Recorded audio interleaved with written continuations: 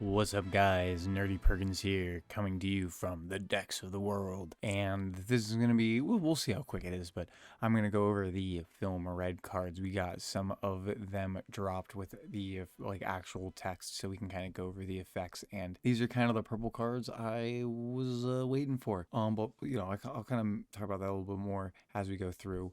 Before we go full on into detail, big thanks to the One Piece trading card game Discord community, because they are translating and making these cards. In particular, I think Helmsman, Helio, and Deltron were responsible for both the translation and the proxy, respectively, that I'm going to be going over.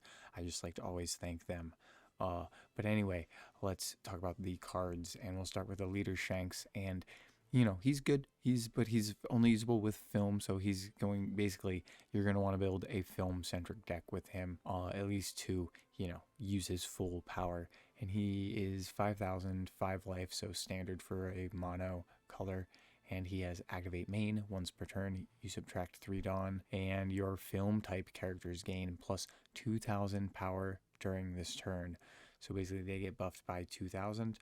Pretty good. A lot of these cards are, as we'll see, are going to get buffed up already. So, but it is very limited use, but not too surprising. It is a tie-in, and honestly, really the idea, I think, is you're going to want to get this deck for the cards in it more than the leader. The leader is going to be fun, but I don't think it's going to be your go-to purple leader. I think, once again, if you're doing a film deck, it's going to be very usable. But let's go into the actual other cards. We have Carina, and this would be from Film Gold.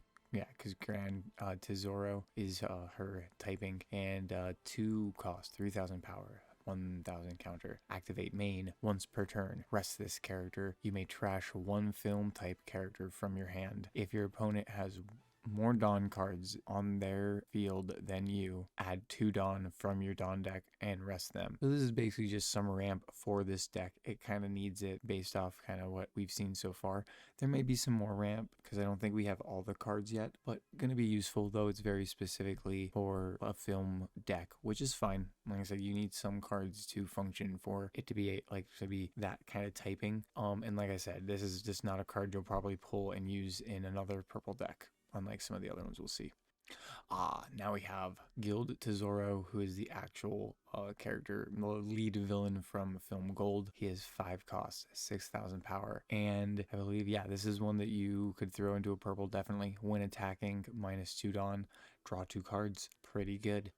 It's not a blocker like Queen, but you get that ability, and you get it. You can do it when attacking. It has that it has the -2, but in a good purple deck, you should be able to ramp that and get through that pretty easily. So, and pretty good. I'm loving the backgrounds on these cards. This is looking really, really, really cool. So, good card, good art. I'm liking it. We have Shiki, and same thing. I'm liking the background. 6 costs, 7,000, and he is from Strong World, so the first of the official film line of One Piece films. And he has 1,000 counter.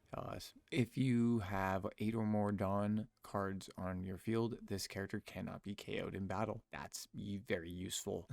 Like I said, especially if you're trying to do a full-on ramp, like this would be something maybe you throw into a king deck. If you're trying to do a king deck, probably be a pretty good card, because like I said, like I've said in a previous video, I think king would be kind of your full-on ramp where you're trying to basically bring yourself up to 10 Dawn and basically stay at as close to 10 Dawn as possible. This card would be useful in that. And we have Zed from Film Z, or I guess Z. I think the official translation for him or no, maybe it's just C. Anyway, film, Neo Navy. He has 7 costs, 8,000 power, and this one's really cool. If this character battles with a strike attribute character, this character gains plus 3,000 power during this turn, and it can also activate a main ability once per turn, subtract a Dawn, and it gains another 2,000 power during the turn. So you can at least get that 2,000 no matter what, and then if you're going against a strike character, you gain an extra 3,000. Going to be super useful, I think, especially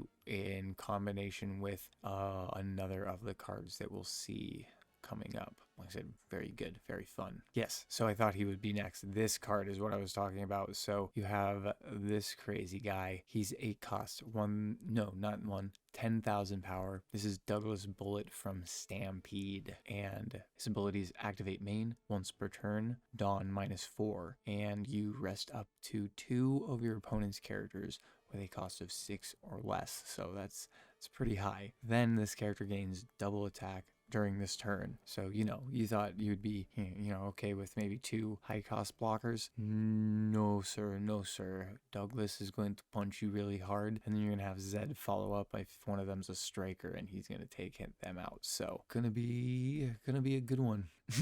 So this is the other character from Stampede, Buena Fiesta. He's a 1 cost, 0 power, counter 2,000. So that's where it's like, okay, that makes him a little more useful. But on play, look at 5 cards on the top of your deck, reveal a film card other than Buena Fiesta, and add it to your hand. Then place the rest at the bottom of your deck in any order. This is your normal, kind of search, try to grab your film characters.